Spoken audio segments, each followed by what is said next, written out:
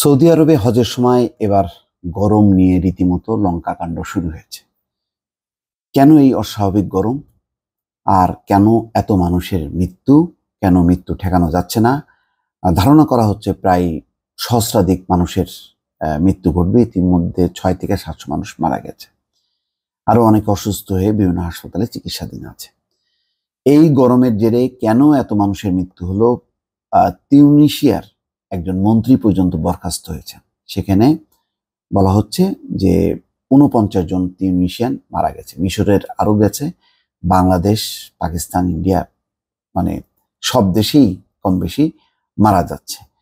তো এখানে তিউনিসিয়ায় সবচেয়ে পরিস্থিতিটা খারাপ। সে দেশের সরকার প্রচন্ড সমালোচনার সম্মুখীন হয়েছে। হজে গিয়ে সৌদি আরবে রেকর্ড পরিমাণ তিউনিসিয়ান নাগরিকের মৃত্যু হয়েছে। এই ঘটনায় দেশটির প্রেসিডেন্ট কায়েস সাইদ ধর্মমন্ত্রী ব্রাহিম চাইবিকে বরখাস্ত করেছেন।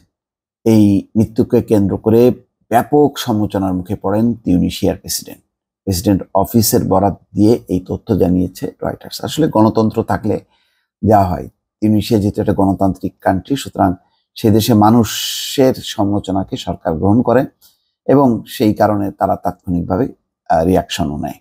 প্রতিবেদনে জানা গেছে, সৌদি আরবে গত সপ্তাহে প্রচন্ড গরমের কারণে হজ পালন করতে গিয়ে 49 জন তিউনিসিয়ার নাগরিক মৃত্যু হয়েছে। এছাড়া হজ করতে গিয়ে নিখোঁজ হয়েছেন দেশটির আরো অনেক হাজি। তাদের খুঁজে বেড়াচ্ছে পরিবার। এই অবস্থায় ব্যাপক সমালোচনার মুখে ধর্মমন্ত্রী ব্রাহিম চাইবিকে বরখাস্ত করা হয়েছে। প্রসঙ্গত, এবারের হজে সবচেয়ে বেশি মৃত্যু হয়েছে মিশরীদের। দেশটির 530 জন নাগরিক হজে গিয়ে মারা গেছে। প্রচন্ড গরমের কারণে তাদের মৃত্যু হয়েছে। এছাড়া নিখোঁজ হয়েছে 31 জন। এবারের হজে মক্কায় তাপমাত্রা 51 ডিগ্রি অতিক্রম করেছে। প্রায় 20 লাখ মানুষ মক্কায় হজ পালন করেন। গত শুক্রবার থেকে হজের কার্যক্রম শুরু হয়েছিল। পরে কি হবে শেষে পরিস্থিতি? আচ্ছা, এখানে আরেকটি প্রতিবেদন এসছে, হজের সময় গরমে এত হাজির মৃত্যুর কারণ কি? সেখানে প্রোটেক্টেড প্রত্যেকটা তাঁবুর মধ্যেই এসির ব্যবস্থা আছে। তারপরেও কি এর বাইরে মানুষ ছিল যারা গরমে আক্রান্ত হলো? এবছর 1.8 মিলিয়নেরও বেশি হাজির অংশগ্রহণে সৌদি আরবে হজ পালিত হয়েছে।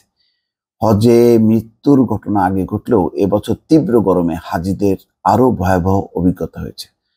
সৌদি আরবে চলতি বছরের হজ পালন করতে গিয়ে শত শত লোক মারা গেছেন, যাদের অধিকাংশের মৃত্যু প্রচন্ড গরমের কারণে হয়েছে। সৌদি আরবে হজের সময় তাপমাত্রা 51 ডিগ্রি সেলসিয়াস ছড়িয়ে গেছে। এবছর 1.8 মিলিয়নেরও বেশি হাজির অংশগ্রহণে সৌদি আরবে হজ পালিত হয়েছে।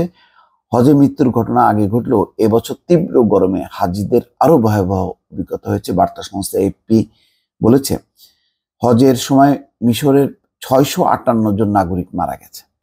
ইন্দোনেশিয়া জানিয়েছে দেশটির 200 জনের বেশি নাগরিক মারা গেছে। তাহলে 650, 200, তার মানে 6, 7, 8, 850 এখানে হয়ে গেছে। তারপরে ভারতের 98 জন নাগরিক মারা গেছে। বাংলাদেশের সম্ভবত 20 জনের মতো মানুষ মারা গেছে। Pakistan, Malaysia, Jordan, Iran, Senegal, Tunisia, Sudan ও ইরাকের স্বায়ত্তশাসিত কুর্দিস্তান অঞ্চলও হাজিদের মৃত্যুর বিষয়টি নিশ্চিত করেছে। বন্ধু বান্ধব এবং আত্মীয়রা হাসপাতালে নিখোঁজদের সন্ধান করছে। তো এপি বলছে যে যারা মারা গেছেন তাদের অর্ধেকের বেশি অনিবন্ধিত হাজি। তার মানে তারা সেই শীত তাপ নিয়ন্ত্রিত তাঁবুর মধ্যে অংশ নিতে পারেনি। এখানে বলা হচ্ছে তারা অনিয়মিত রুটের মাধ্যমে হজে অংশ নিয়েছিলেন। তারা সৌদি সরকারের দেয়া শীত তাপ নিয়ন্ত্রিত তাঁবু এবং এসির মতো সুবিধা নিতে পারেননি।